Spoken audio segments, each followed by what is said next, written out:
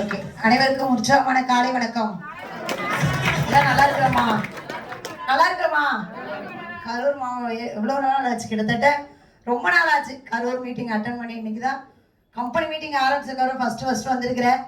இந்த என்ன சொல்றது, இங்கே வர்றதுக்கு எனக்கு அனுமதி கொடுத்த என்னோட கிரேட் லீடர்ஸ், இன்னைக்கு ஐடிசி லீடர் தமிழ்ச்செல்வி மேடம் அவங்களுக்கும், ITC leader Rajmata Selvamani madam அவங்களுக்கும் கண்டிப்பா என்னோட தலைமுறை சார்பா நன்றி தெரிவிச்சுக்கிறேன். அவங்க இல்ல அப்படின்னா கண்டிப்பா இந்த இடத்துல வந்து நின்றுக்க முடியாது. ஆமாமா இல்லைங்களா? இன்னைக்கு நிறைய லீடர்ஸ் எல்லாம் பேசிட்டு போனாங்க, அவங்களோட எக்ஸ்பீரியன்ஸ சூப்பரா இருந்துச்சு. அது மட்டும் இல்லாம இன்னைக்கு வினோத் சார் நிறைய விஷயங்கள் கொடுத்தாங்க. ஆமாங்களா? இன்னைக்கு நடுத்தர மக்கள் என்ன பண்ணிட்டு இருக்கிறோம், இன்னைக்கு வசதியான நபர்கள் எப்படி இருக்காங்க, எந்த மாதிரி ஒரு வாழ்க்கை நம்ம வாழ்ந்துட்டு இருக்கிறோம் கத்து கொடுத்தாங்க. புரிஞ்சுதா எல்லாத்துக்கும்? ஹலோ, புரிஞ்சுதுங்களா? நிச்சயமா எனக்கு புரிஞ்சுது.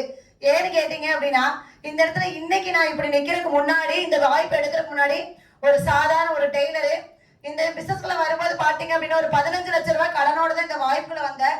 இந்த 15 லட்சம் கடன் எதனால ஆச்சுன்னு பாத்தீங்க அப்படின்னா, கிட்டத்தட்ட எங்க வீட்டுக்காரர் இருந்து ஒரு 11 வருஷம் ஆச்சு. அவர் இருக்கும்போது எந்த ஒரு கஷ்டமே தெரியல. இன்னைக்கு என்ன சொல்றது, இன்னைக்கு நிறைய லேடிஸ் இங்க இருப்பீங்க. எப்படி இருப்போம், கணவர் என்ன சொல்றாரோ அதை மட்டும் தானே கேட்போம். வேற ஏதாவது பண்றோமா? நீங்க பண்ணுனீங்களேமா? நான் எதுவுமே பண்ணது கிடையாது. எனக்கு ஆசையா இருக்கு, எல்லாரும் வெளியில வேலைக்கு போகும்போது நானும் கேட்பேன், நானும் வெளியில வேலைக்கு போறேன், நானும் டெய்லர் வேலைக்கு போறேன்னு கேட்பேன். விடமாட்டாரு. நீ போய் சம்பாதிச்சு போட்டு நான் சாப்பிடணும் அவசியம் கிடையாது, பேசாம வீட்டுல இருந்துருவாரு. அவங்க பேச்ச மீறி கண்டிப்பா வெளியில போகவே மாட்டேன். ஒரு அழகான ஒரு வாழ்க்கையை வாழ்ந்துட்டு இருந்தோம். ஒரு நடுத்தர குடும்பத்துக்கு என்ன தேவையோ, பெருசா இல்லைனாலும் ஓரளவுக்கு நல்ல ஒரு வாழ்க்கையை வாழ்ந்துட்டு இருந்தோம். திடீர்னு பாத்தீங்க அப்படின்னா எங்க வீட்டுக்காரர் சுகர் வருது. அதுக்காக டேப்லெட் எடுத்து பாத்தீங்க அப்படின்னா கிட்னி ஃபெயிலியர் ஆயிடுச்சு. அதை காப்பாற்ற முடியாதுன்னு கூட தெரியாது எனக்கு. அந்த அளவுக்கு வெளி உலகமே தெரியாத அளவுக்கு நான் வாழ்க்கை வாழ்ந்துருக்கிறேன் அப்படின்னு நினைக்கும் போது, இன்னைக்கு நினைக்கும் போது கூட எனக்கு வெக்கமா இருக்குது. அந்த இடத்துல ஹாஸ்பிட்டல் போகும்போது டாக்டர் சொல்லிட்டாங்க, அவரை காப்பாற்ற முடியாது, நாட்களை மட்டும் தான் தள்ளி போட முடியும்னு சொல்லியாச்சு. என்ன செய்யறதுனே தெரியல. இருக்கிற சேமிப்பெல்லாம் கரைஞ்சாச்சு. கிட்டத்தட்ட அவரை வச்சு 1.5 வருஷம் போராடினேன். இருக்கிற சேமிப்பெல்லாம் கரைஞ்சாச்சு. நகையெல்லாம் இருந்துச்சு, அதெல்லாம் வித்தாச்சு. அதையும் தாண்டி நிறைய கடன் வாங்கினேன். அப்படின்னு பார்த்து கூட எப்படியாவது அவரை காப்பாத்திட மாட்டோமான்னு நிறைய முயற்சி பண்ணினேன். கண்டிப்பா அவரை காப்பாற்ற முடியாத தருணத்துல கூட நிறுத்தியாச்சு. அது வரைக்கும் கூட இருந்த அத்தனை உறவுகளும் எனக்கு பணம் இல்லைன்னா எல்லாரும் அனாதை. ஆமாமா இல்லைங்களா? எல்லா உறவுகளும் ஏன் என்னை விட்டுட்டு போறாங்கன்னே தெரியாம ஒவ்வொருத்தரா பிரிய ஆரம்பிச்சுட்டாங்க. என்ன செய்யணும்னு தெரியல. அவர் இறந்தாச்சு. இறந்ததுக்கு அப்புறம் என் வீட்டுக்கு நிச்சயமா சொல்லணும்னா, துக்க விசாரிக்க வந்தவங்களோட என்னோட கிட்ட கடனை கேட்டு வந்தவங்க தான் அத்தனை பேருமே. எல்லாரும் விட்டுட்டு போயிட்டாங்க. நானும் என் குழந்தைய மட்டும் அனாதே நின்னோம். அவர் இறக்கும் போது 7 லட்சம் ரூபாய் கடன். என்ன செய்யறதே தெரியல. எப்படியாவது வாழ்க்கை வாழணும், இல்லைன்னு செத்துறணும், தற்கொலை பண்ணிக்கலாம் நிறைய நாள் முடிவு எடுத்தேன். ஏன்னா இந்த வாழ்க்கை அவ்வளவுதான், நம்மளால இந்த 7 லட்சம் ரூபாய் கடன் அடைக்க முடியாது. எனக்கு தெரிஞ்சது டெய்லரிங் வேலை, அது பெருசா எல்லாம் தெரியாது. பிளவுஸ்னா ஒழுக்கமா கூட தைக்க தெரியாது. என்ன செய்ய முடியும், இந்த குழந்தைய எப்படி வளர்த்த முடியும், இந்த கடனை எப்படி அடைக்கிறது, பேசாம தற்கொலை பண்ணிக்கலாம். நிறைய நாள் தூக்கமே வராம அழுகிறேன். ஆனா அதுக்கும் தைரியம் கிடையாது. ஒருவேளை சப்போஸ் நான் இறந்து என் குழந்தை உயிரோடு இருந்துட்டானா என் குழந்தைய பாத்துப்பாங்களா? எல்லாரும் சொந்த பந்தமெல்லாம் பாத்துப்பாங்க. எப்படி தெரியுமா? அவங்க வீட்டுல வேலை செய்யறதுக்கு ஒரு நபராம, அவங்க குழந்தைய பாத்துக்கிற ஒரு நபரா பாத்துப்பாங்க. ஐயோ, என் குழந்தைக்கு அந்த வாழ்க்கையை விட்டுட்டு போக கூடாது, என் குழந்தைக்காவது வாழ்க்கை வாழ்ந்தே ஆகணும் முடிவு எடுத்துட்டு ஒரு டெய்லர் கடையில போய் வேலைக்கு சேர்ந்து அங்க நிறைய விஷயங்களை கத்துக்கிட்டு ஒரு டெய்லர் கடை ஒண்ணு ஆரம்பிச்சேன். அதுல ஓரளவுக்கு எனக்கு வருமானம் வந்துச்சு. பெருசா இல்லைன்னா ஓரளவு வருமானம் வந்துச்சு. அதை வச்சு என் குழந்தைய படிக்க வச்சுட்டு சாப்பிட்டு இருந்தேன். அவ்வளவுதான். அந்த 7 லட்சம் ரூபாய் கடனு இந்த பிசினஸ்குள்ள வரும்போது இன்னைக்கு சொத்தை பெருக்க மாட்டோம், உண்மையா இல்லைங்களா? ஆனா என்னோட கடனை 7 லட்சமா இருந்து 15 லட்சமா மாத்தி வச்சிட்டேன். என்ன செய்யறனே தெரியல. அந்த இடத்துல மூச்சு முட்டுற நிலைமைக்கு இருக்குது. வெளியில தெரிஞ்சா கேவலம், அசிங்கம். இதுக்கு மேல நம்மளால முடியுமா? எனக்கு அதையும் தாண்டி எனக்கு வீசிங் ப்ராப்ளம் சேர்த்து இருந்துச்சு. ஏன்னா நான் செய்யற வேலை டெய்லரிங். அதுல உங்களுக்கே தெரியுமா டஸ்ட் எவ்வளவு உள்ள போகணும். என்ன செய்யணும் தெரியாம தவிக்கிறேன். யார்கிட்ட சொல்றது, யார்கிட்ட என்ன கேட்கறதுனே தெரியல. ஏன்னா எல்லாரும் விட்டுட்டு போயிட்டாங்க.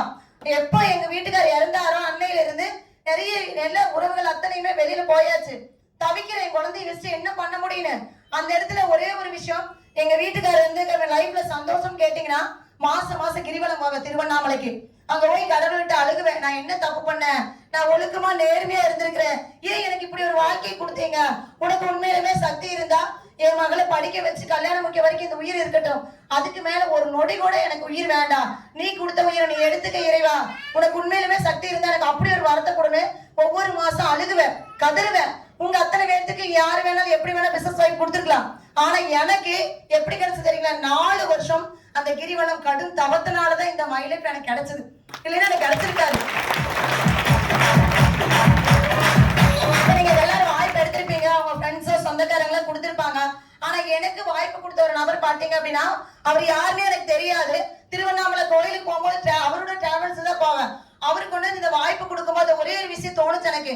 கடவுள் வந்து ஏதோ ஒரு ரூபத்துல ஏதோ பண்றாரு, செஞ்சு பார்க்கலாம். எனக்கு நம்பிக்கையெல்லாம் கிடையாது, இந்த வாய்ப்பு மேல நம்பிக்கையெல்லாம் கிடையாது.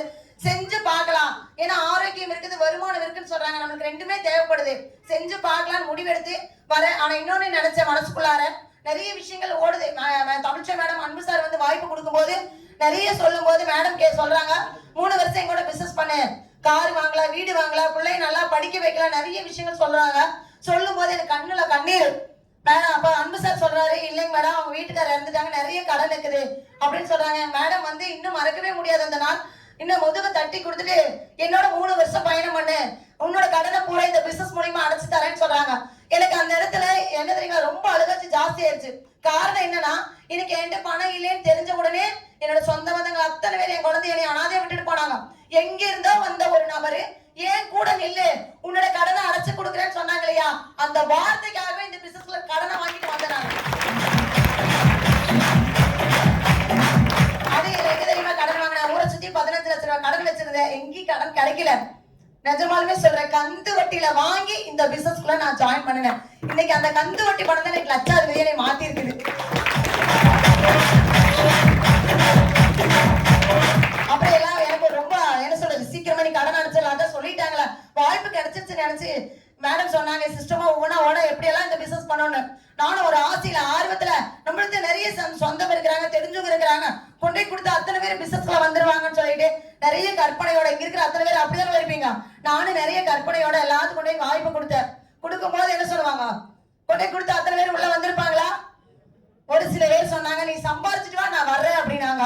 இன்னொரு சில பேர் சொன்னாங்க, இதெல்லாம் ஆகாது வேகாது, ஒழுக்கமா டெய்லர் கடை வேலை பாரு, இருக்கிறத விட்டு பறக்கிறத பிடிக்கிறாளாமா, கேட்கிற காலையில நீ என்ன வேணா பண்ணுவியா, பணம் விட்டு போட்டு போன நபர்கள் எப்படி சொல்றாங்க, கேட்கிற காலையில என்ன வேணா பண்ணுவியா, போறலாமா லேகி விற்கிறதுக்கு, சோப்பு விற்கிறதுக்கு, சீப்பு விற்கிறதுக்கு, நீ போய் விற்கிற, நீ வித்துட்டு வா, எங்களை ஏன் கூப்பிடுற நிறைய பேர் கேட்டாங்க.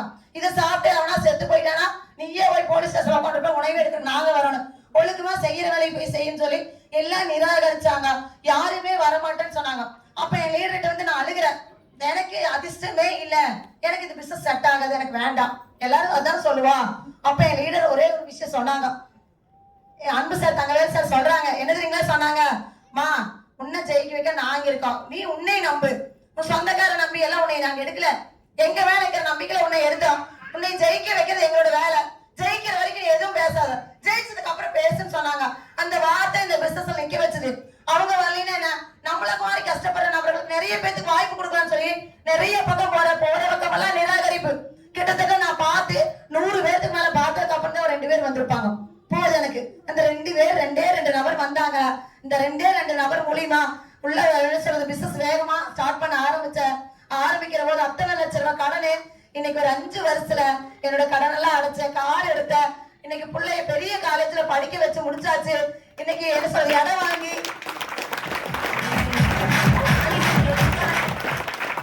இன்னைக்கு சந்தோஷமா இருக்கிறேன் அப்படின்னா இன்னைக்கு மயிலை பந்தனால மட்டும்தான். இன்னைக்கு மயிலை வர்றதுக்கு முன்னாடி சுப்லட்சுமியோட வாழ்க்கை எப்படி இருந்துச்சுன்னு கேட்டீங்கன்னா, பாலைவனத்துல நிறைய செடி பூவெல்லாம் இருக்குமா, இருக்குங்களா? இருக்காது இல்லையா? சுப்லட்சுமியோட வாழ்க்கை மயிலை வர்றதுக்கு முன்னாடி பாலைவனமா இருந்துச்சு. என்னைக்கு மயிலை இப்ப கையில எடுத்து மயிலை பிசினஸ் நேசிக்க ஆரம்பிச்சனா, சுப்லட்சுமியோட வாழ்க்கை நந்தவனமா மாறுச்சு.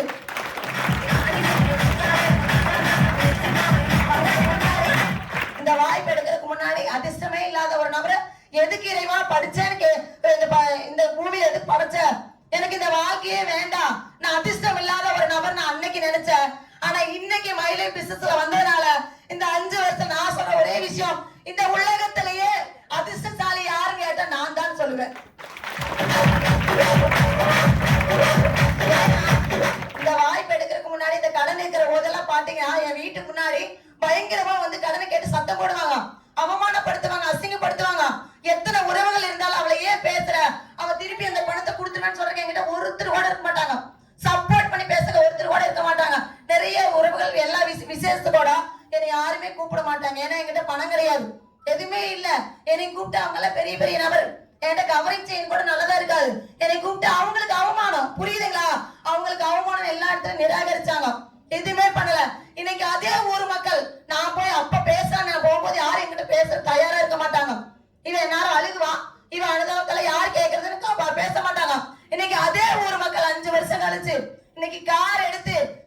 அதனால நான் வளம் வர்றத பார்த்துட்டு அத்தனை பேர் வேடிக்கை பார்த்துக்கிறாங்க. அன்னைக்கு வேடிக்கை பார்த்தாங்க நான் கடங்காரியா இருக்கிறத பார்த்து, இன்னைக்கு வேடிக்கை பார்க்கறாங்க நான் லட்சாதிபதியா இருக்கிறத பார்த்து.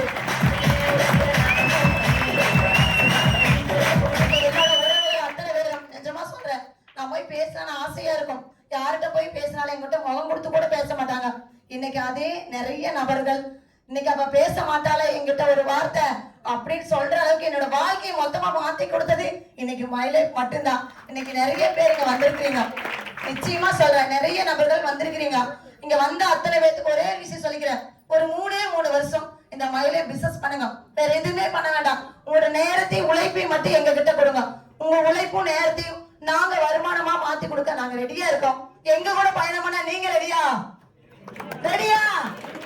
ரெடியா? கருங்கால பேச தெரியாது சார், அப்படிதானே? எங்க கோபிச்செட்டி வளையமா இருந்துச்சுன்னு வச்சுங்களேன், இந்நேரம் பிசினஸ் வந்து பயங்கரமா இருக்கு.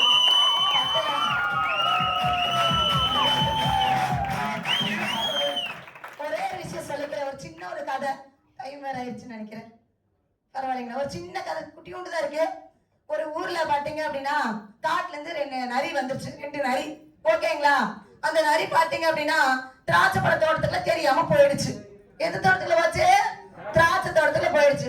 கொஞ்சம் ஹைட்டா வேற திராட்சை பழம் எங்க கொடியில மேலதானே இருக்கும். நரி ஓடி ஓடி எட்டி எட்டி பாக்குது, திராட்சை பழத்தை சாப்பிடவே முடியல. அதனால அது முயற்சி பண்ணி பார்த்து முடியல, திரும்பி வந்துருச்சு. ஊருக்குள்ள போய் சொல்லுது, சே அந்த திராட்சை பழம் நல்லாவே இல்லை, புளிக்குது அப்படின்னு சொல்லிடுச்சு. என்ன சொல்லுச்சு? புளிக்குதுன்னு சொல்லிடுச்சு. மடி இன்னொரு நரி வந்துச்சு இல்லையா? அந்த நரி உடல்வானானு திரும்ப முயற்சி பண்ணி அந்த திராட்சை பழத்தை சாப்பிட்டுச்சு.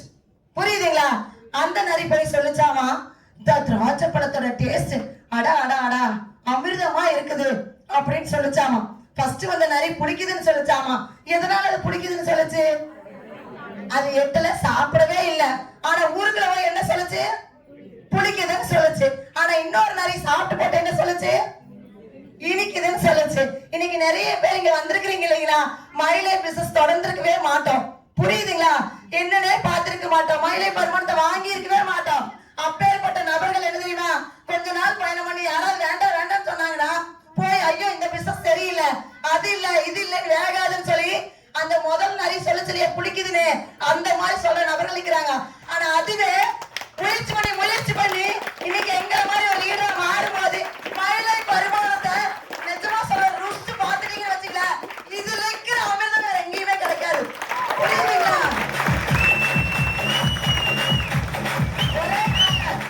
ஒரே நாள்ல யாரும் கோடீஸ்வரர் ஆக முடியாது. ஆக முடியுமா? ஆனா நீங்க செய்யற ஒவ்வொரு முயற்சியிலும் 5 வருஷம் நீங்க கோடீஸ்வரரா வரலாம். அதுக்கு நீங்க ரெடி அப்படின்னா உங்க அத்தனை பேர்த்தையும் ஜெயிக்க வைக்கிறதுக்கு நானும் என்னோட டீமும் இருக்கிறோம்னு சொல்லிட்டு எனக்கு இந்த அற்புதமான